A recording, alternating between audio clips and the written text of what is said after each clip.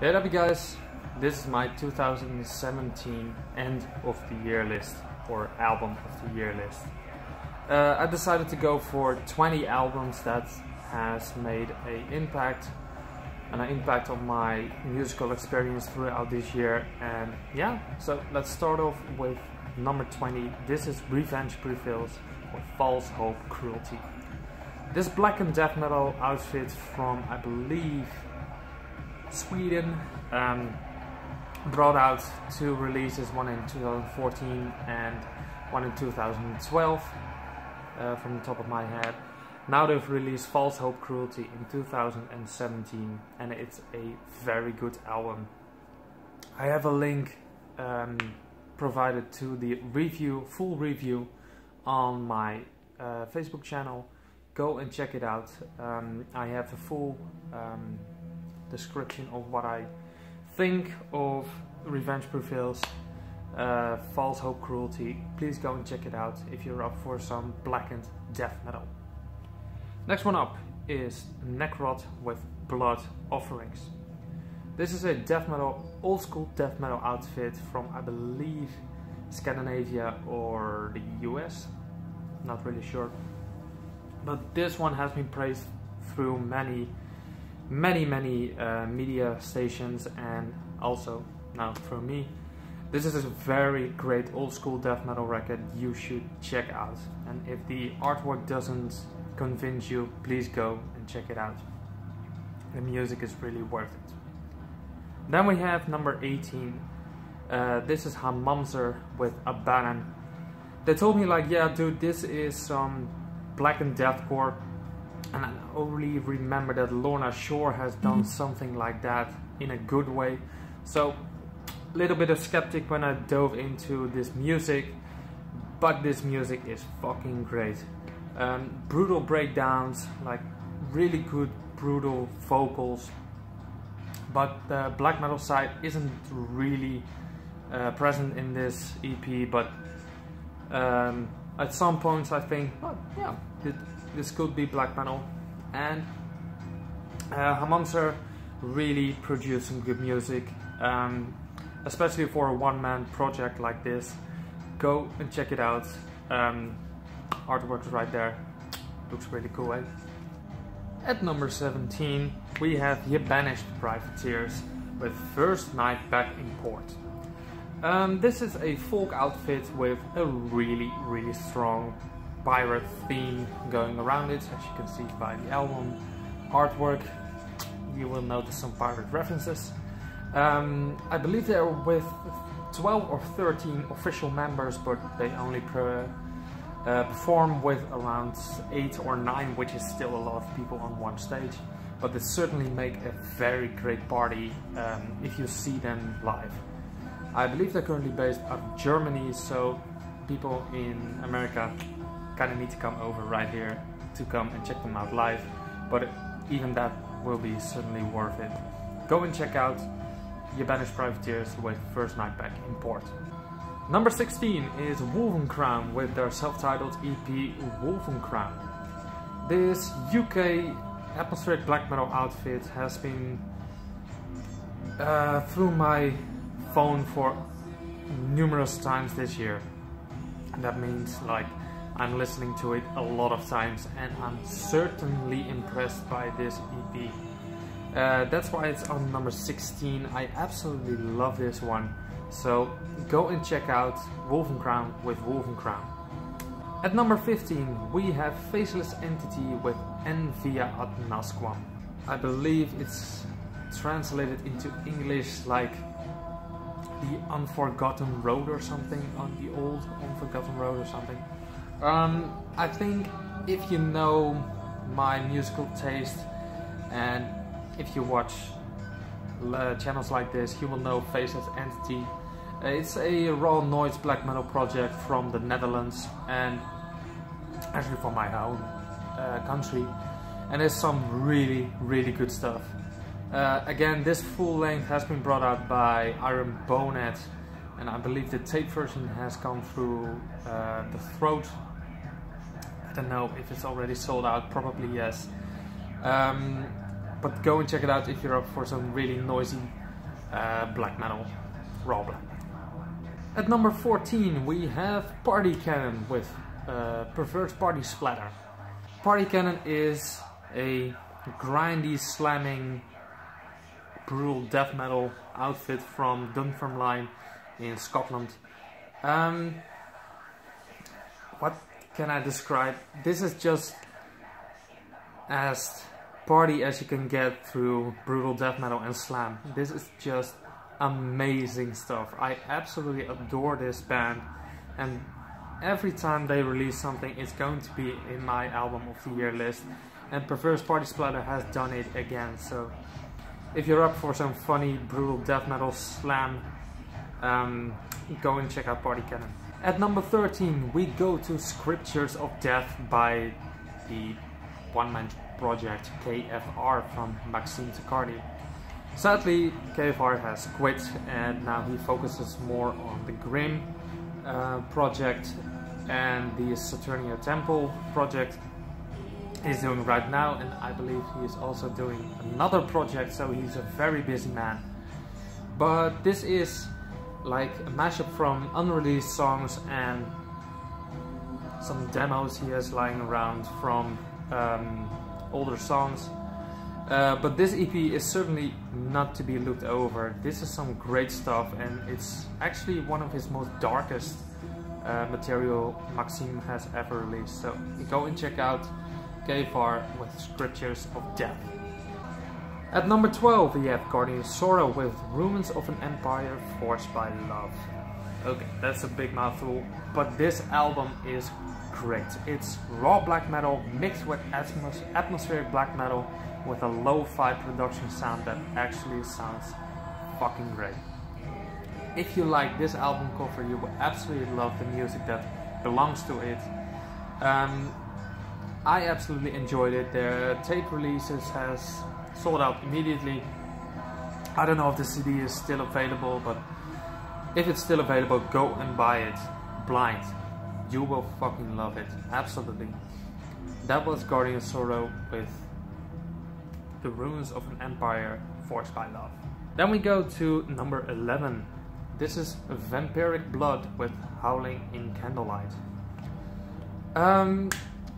I know everybody knows Kenny Bickle's channel, and he shows off many things, and 9 out of 10 times is stuff that I like. And this one has been one of those projects again that I absolutely love. This is some really good stuff. This is some raw black metal mixed with regular black metal, and what my interest really piqued is that he said it was heavily Burzum inspired and it has been done good. Well, if he says it, then you know it's quality, and this is really good stuff.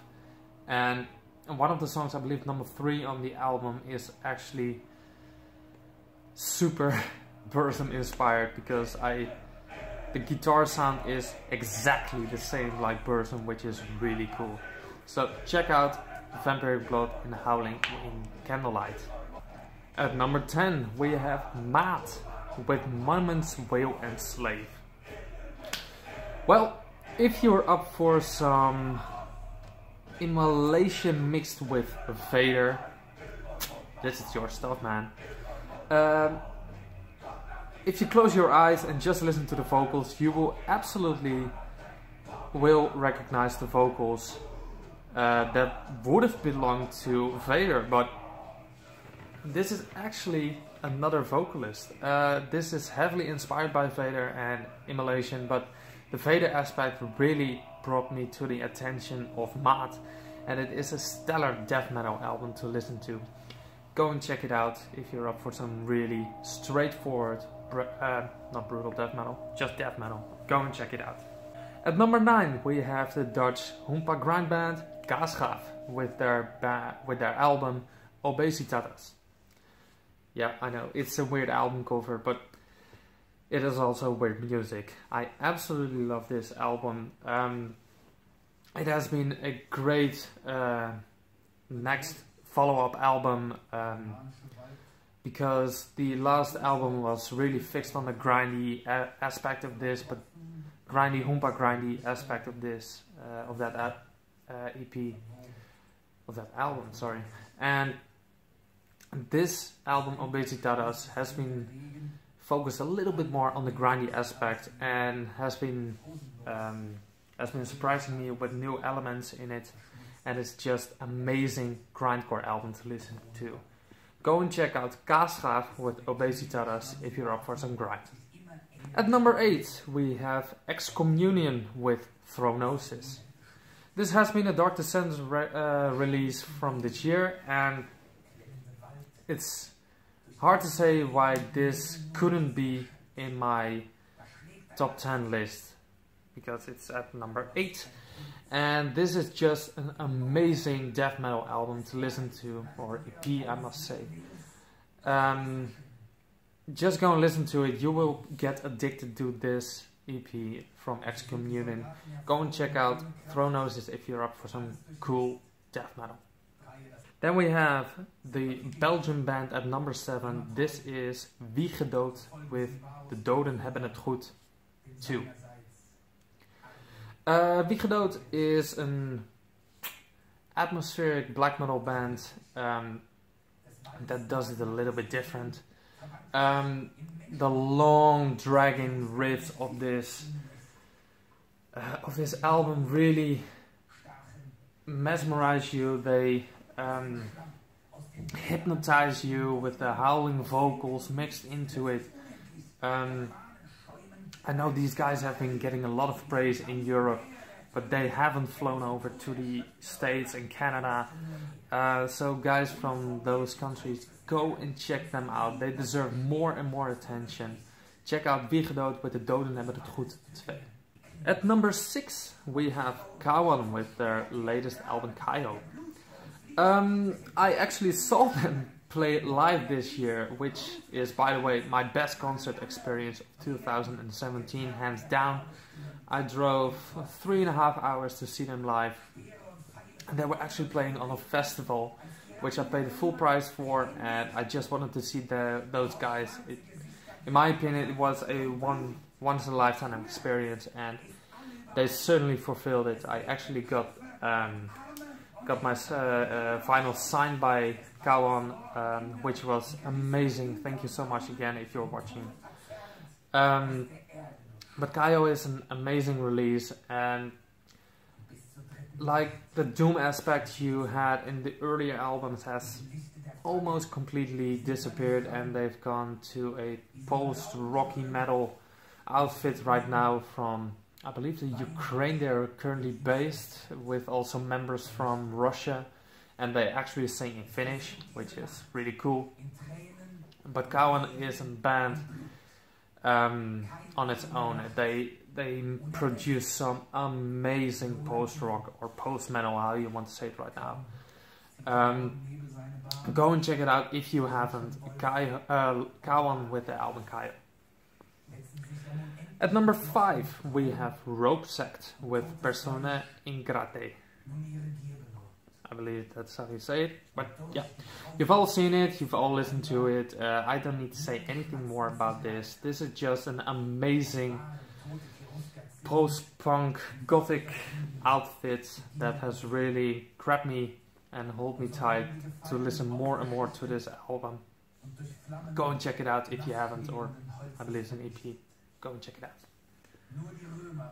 At number 4 we have the Dutch progressive black metal band called Grey Aura with Gelige Traumatische Zielsverrukking. Yeah, you will see it right there, and the album cover right there. It is black metal on its own. It's really abstract. It grabs you by the throat. It's amazing to listen to. I actually went to one of their promotion gigs with my girlfriend, and they invited me, and I said, like, can I take her along? I said, yeah, of course. And it was an old Dutch gun factory from the Dutch army, and oh my god, man, it was so intense. The whole atmosphere just was perfect for this kind of music, and That's why Grey Aura is at number 4 on my end of the year list. At number 3 there is the neo folk or the ambient project called Himmelsrandt with his double EP called 4 Moments and Rain. 4 Moments and Rain is a combination of an old EP and a new EP. They're combined. 4 Moments is the new one, Rain is the older one. I discovered Himmelsrandt through Rain, and it is just some piano, some cello, and it's just perfectly, maybe some violin, and it's just perfectly executed. And oh my god, if you're up for some really good stuff in this type of music, just ambient, go and check this out. I could describe it a bit like the violin from Kauan's Sorny Nai. If you know that, you will absolutely love this, just the violin. And at number 2 we have Cytotoxin with Gammageddon. Well, their last album, Radiophobia, was a little bit hard to top, in my opinion, because that's, for me, the best technical death metal album that has come out in the last 10 years, personally. Cytotoxin has done a tremendous effort on this one, and they certainly succeeded to at least match the brutality on this album, on Gammageddon. They don't have that many slams left in this album, which is really a bit surprising.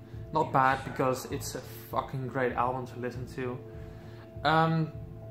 They've done it again and again and again.